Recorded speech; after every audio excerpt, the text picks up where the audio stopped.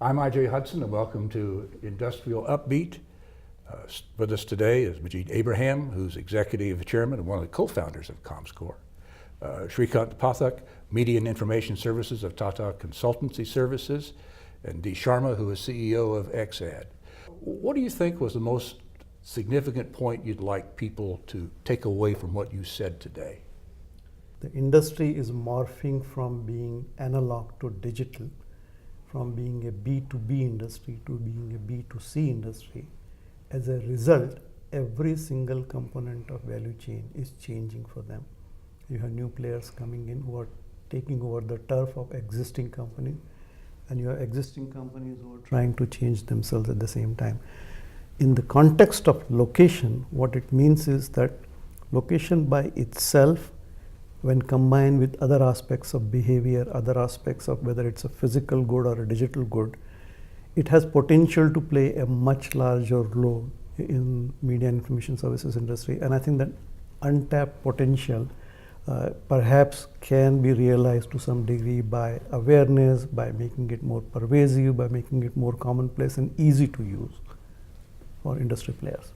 How about you on ComScore? We were talking before about the early days of ComScore when we were talking mostly about Super Bowl commercials, and then there was the Christmas shopping. You have so much data you go through. You were big data probably before people were calling it big data, weren't you? Sure, and it is getting bigger all the time. I think that there is, as the lines are being blurred and we have so many signals that we're transmitting all the time while we're going about our job or going about our life. Those signals in a good privacy context can be used and have a lot of value. Having location awareness can allow you in a way to look for a needle in a haystack. And that adding the information of location to a targeting system for advertising to be able to get to the right user can increase the value by a factor of 40x in the case of a luxury car, or 7x. What's the example? So the example is that you see ads on your phone all the time, and they're probably ads that you don't pay any attention to, and they don't really have an impact on you. On the other hand, if you are actively shopping for a luxury car, well, that happens to be actually about 1% of the population in any given month are actually shopping for a car. So I could follow one of two approaches. One approach is I can basically blast my ads everywhere and everybody can get them whether or not they are shopping, or I can, if I am, let's say, BMW in this example, I want to target certain brand buyers who buy luxury or sports cars or whatever, and instead of so that needle in the haystack looking for that 1%, I can get a lot closer to that by knowing that somebody has visited or is visiting a dealership of a luxury brand. Can you get as granular as feeding the ad to somebody who's actually qualified to buy the BMW as opposed to me who's walking in just to window shop and say, gosh, I guess I'd like to have one of those? I suppose it's theoretically possible, but that's kind of where the privacy comes in. In order for you to be able to do that, you need to be able to link the anonymous ID where the location information is attached to some information, some private information about the income of that person. So Let me take that example further. In the media industry, there are companies which we call as information services companies. These names you would be familiar with, Equifax or TransUnion or Experian. They are in the business of determining the question that you ask. Is somebody creditworthy? Do they have the money to buy? Do they have an intention to buy?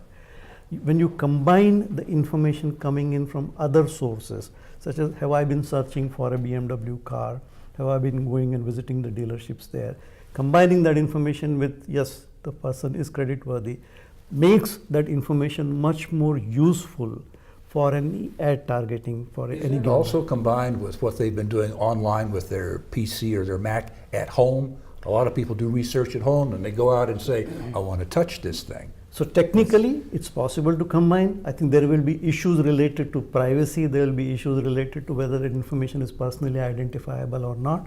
But it does get combined. And you would see that if you do a particular search in an area and then you go to another place, you actually get those kinds of ads served. Yeah. And that does happen. Dee, you ran a commercial that people laughed at. I've looked at it several times, and I laugh every time I see it.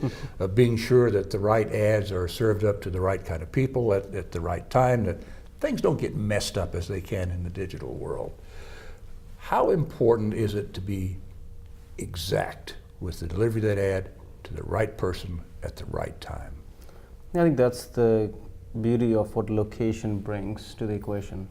You've got a device, it's in your pocket, you carry that device with you everywhere you go, and you're leaving these breadcrumbs of like things you visit, places you go to, and creating a profile of yourself, which is a far better profile than what you would do online. If you just create, because a lot of times actually the same computer is shared in the household. So there could be, your child going to the browser or adult, so you really don't know whose profile is being created online. In an offline world, you carry your device and you create your own profile. So the big thing that's happened with location and its application in advertising is exactly like what Google did with search. You type a keyword and you see the results for that keyword. In location, you go somewhere and you see the ads based on where you go, and that's possible today. The location is here now, and it's not one of those things where it will happen if technology becomes available or devices are pervasive or everybody has mobile internet or GPS is available in the device. It's 44% of the devices that we see in the system have very accurate GPS turned on. The other point I want to make on this related note is there was a research done by a reputed firm called eMarketer, and the research was list the top 10 apps and functionalities you use on your phone. And location was number 2 or number 3 in any such research from the app perspective. And then the second part question was, are you comfortable deleting the apps that capture location? And basically there was everybody said no, so it was basically only 10% said that we will delete apps that use location. But 90% want apps with location. So what's happened, I think, in the last few years is people have gotten comfortable with use of location. Use of location is now collecting the big data on people and behaviors that is allowing for targeting and advertising that is very precise one-to-one. Are you saying that people are now satisfied with the value proposition of what they get from whatever they're being served? Yeah, I think that's the value equation needed to exist from day one. Like the question on Google Maps. Well, Google publicly has stated that they're collecting the data. You can go to Google Maps and see where you were yesterday or the day before or last week. But you can choose to delete Google Maps and not use it. But 9 times out of 10, you're going to use Google Maps. I mean, that's just how it is, right? So, but it's important to realize that the consent that's being given is to the owner of the app, to Google Maps or let's say Weather Channel.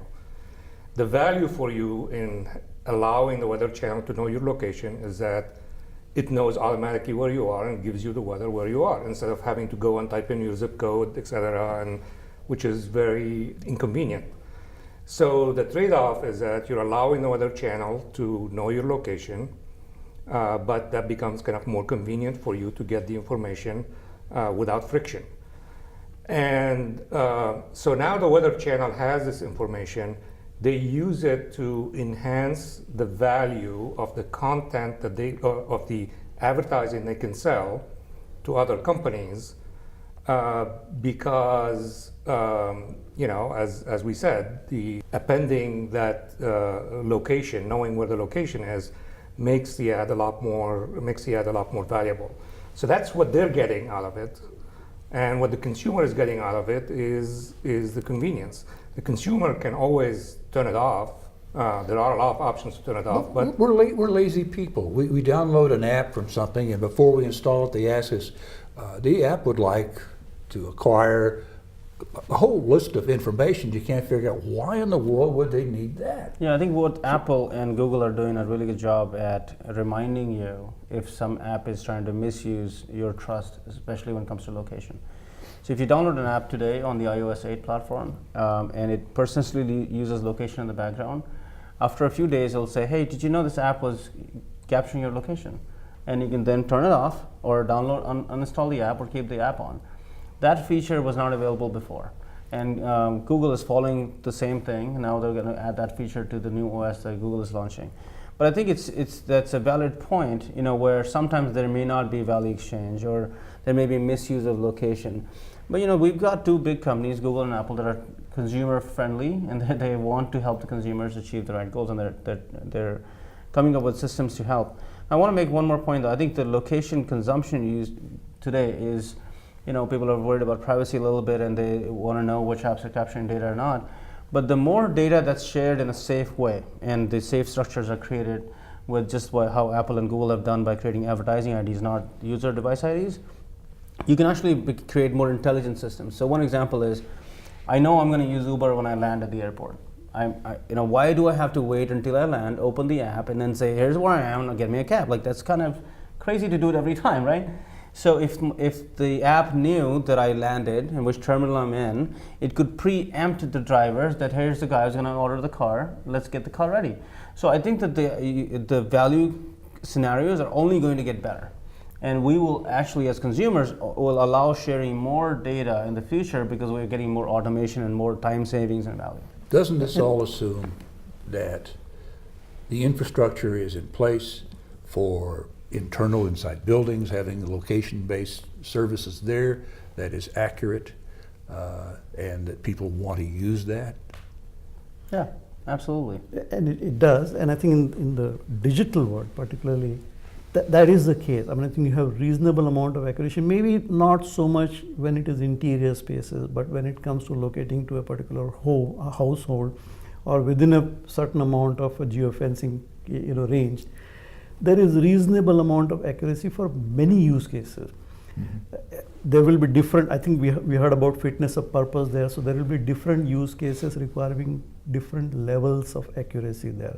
But if you take an example of media industry, and you take, and I'll take couple of names there, Huffington Post or Mashable as two examples of companies which kind of started off as blogs. They've become global news agencies now. They are not primary news creators, but by virtue of intelligence, which includes location intelligence for them, they are able to customize news to an individual level. So they have hundreds of millions of individual news products that they create.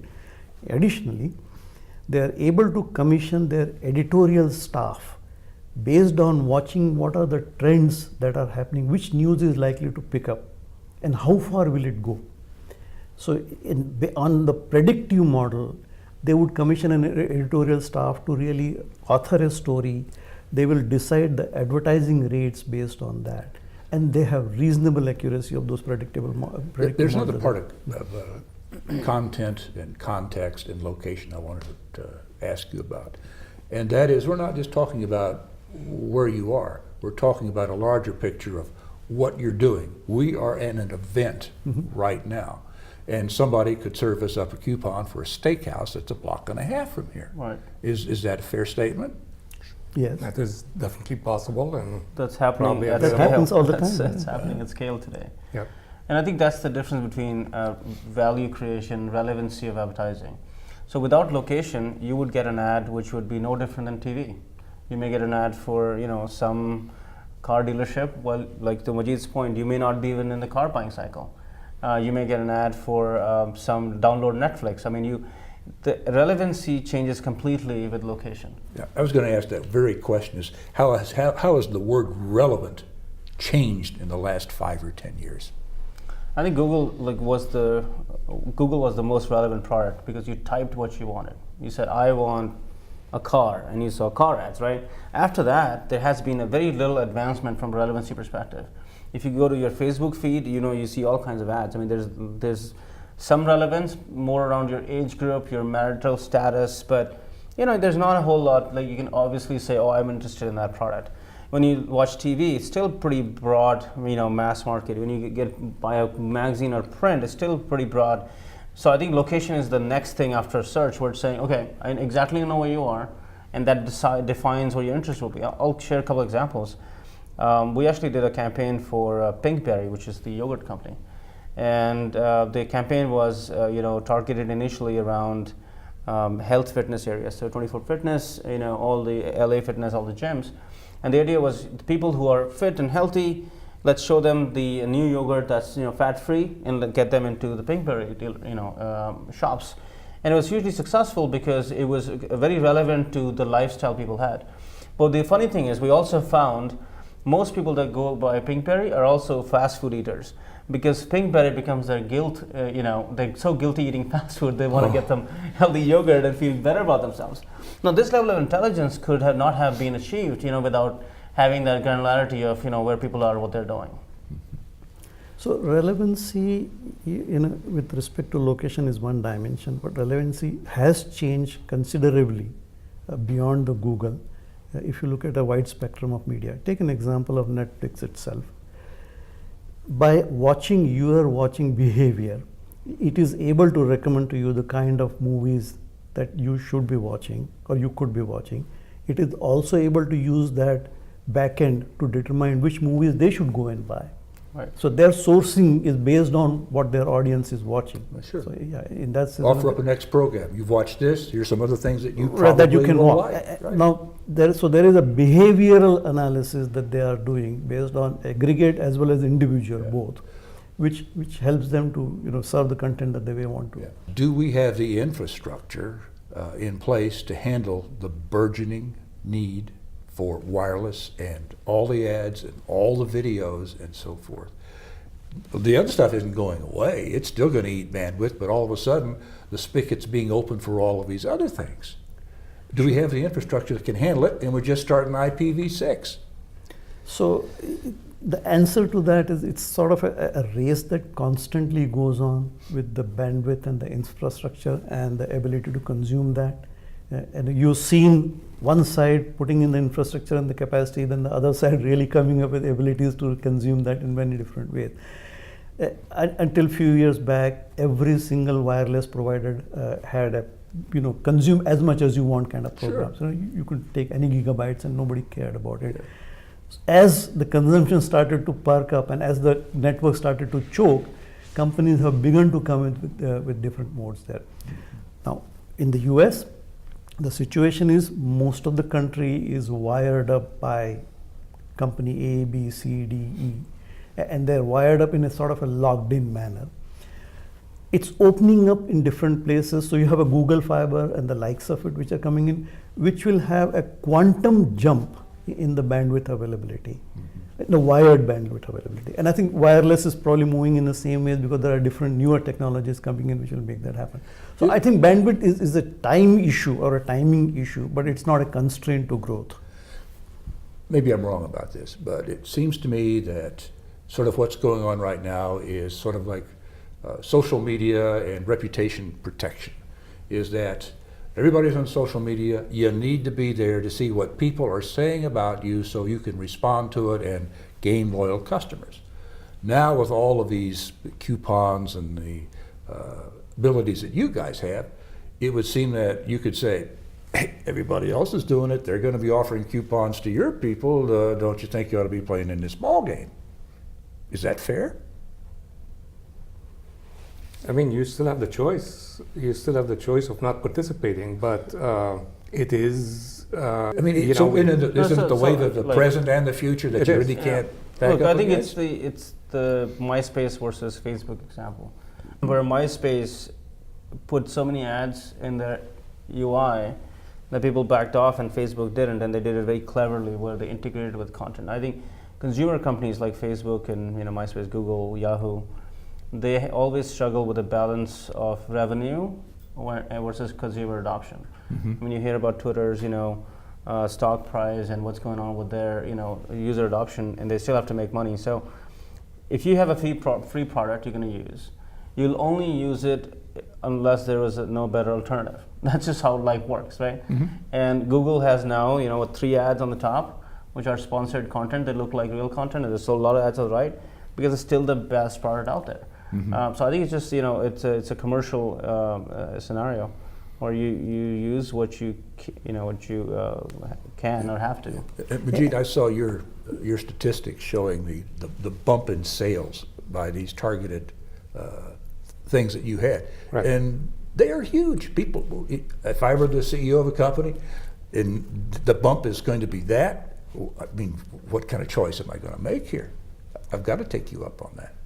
Well, again, it's kind of it's market forces. If you are an advertiser, you want to get the best return on your spend. If you are an app provider, you want to get the most money for that slot that you're selling. And to some extent, we are all benefiting from this in a whole bunch of ways. The apps and the utility of the apps get better all the time, and we benefit from that. But we need to remember that what's funding it at the end of the day is this, it's all ad supported. And those ads, if the information makes them more valuable, that can only make the content provider more able to provide better content. Yeah, and I want to add another point there. I think in many ways, this ecosystem is democratizing the advertising business, because it is providing the ability, one, to do a very fine micro targeting for your customers. So in the past, when the advertising only used to happen on television, you advertise with one of the networks and you had to pay a huge amount of fees to advertise there. And the small guys could never compete with the big guys there. Today, if you choose your customer segment that you want to go after, you don't have to spend those big bucks. So a small and medium business, and which means thousands of companies, have the ability to do micro-targeted, very specific, focused advertising, which means a lot of right messages, hopefully reaching to right people, which wasn't available before. What do you see 5 years down the road? Surprising. What are you going to be able to do in 5 years that you can't do now?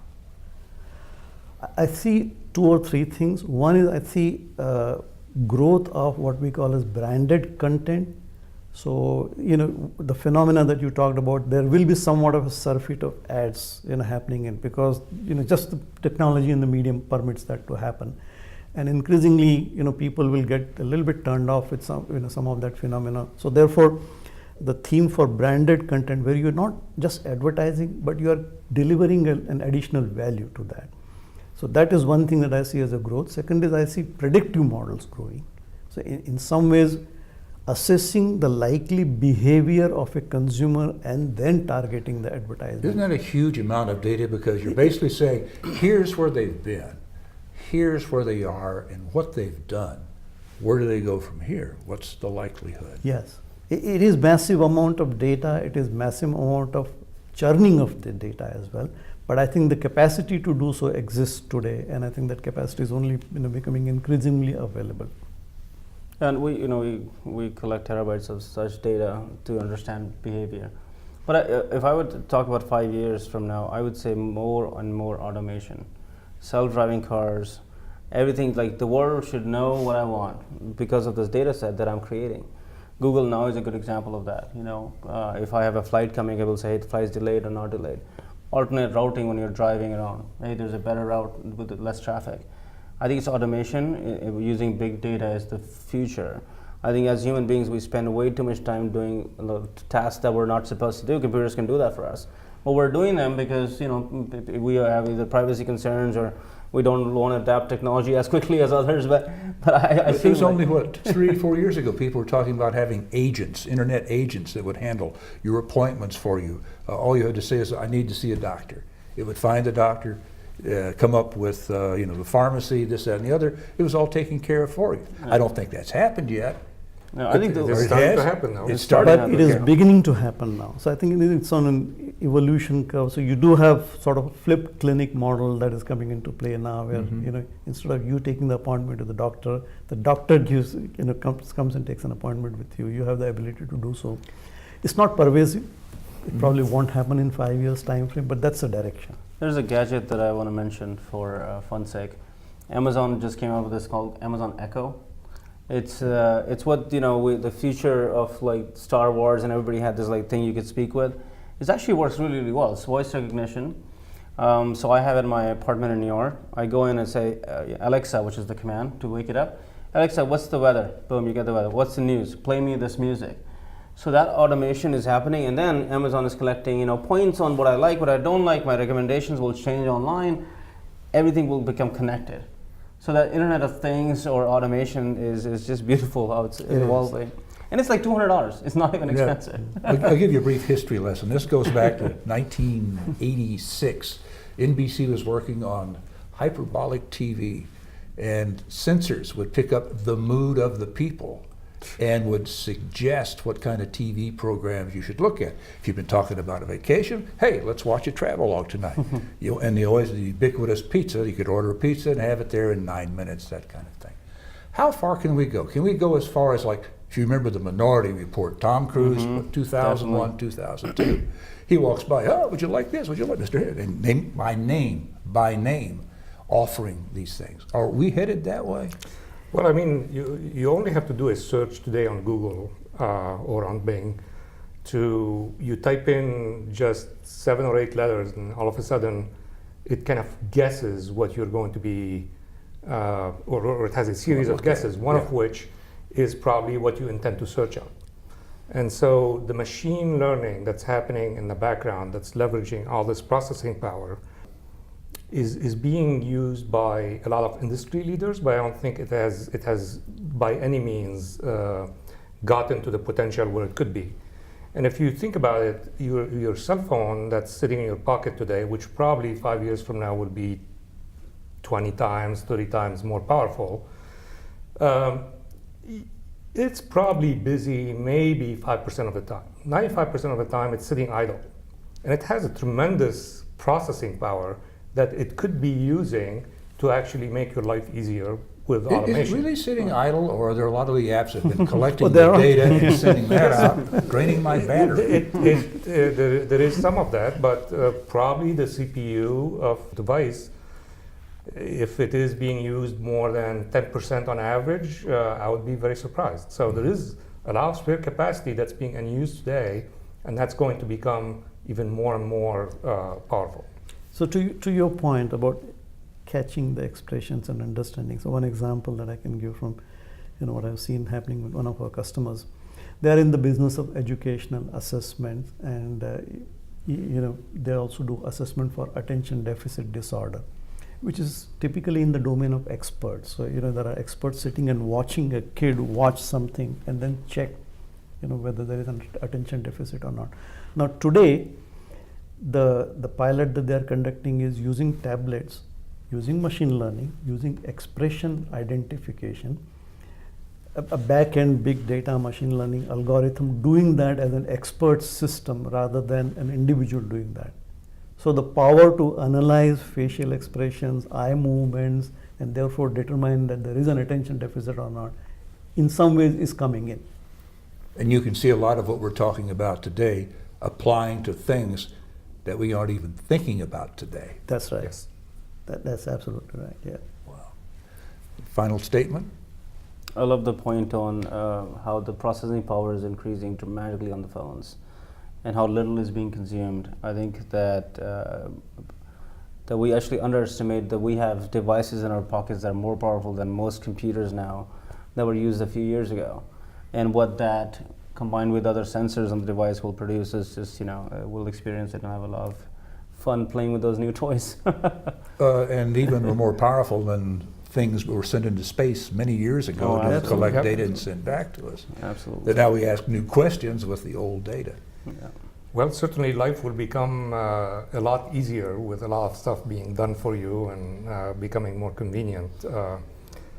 But there is obviously the worry that if you automate too much, are you taking away jobs that people are currently doing, which is a classic technology and innovation dilemma, whether innovating and automating is going to actually take away jobs. And one of the biggest points of anxiety is that the ramp up in sophistication and intelligence of these devices and where it's likely to go on the same trajectory, if not even steeper trajectory, is getting to a point where the intelligence level is kind of scary, and it can do things with a high degree of quality that humans can't do.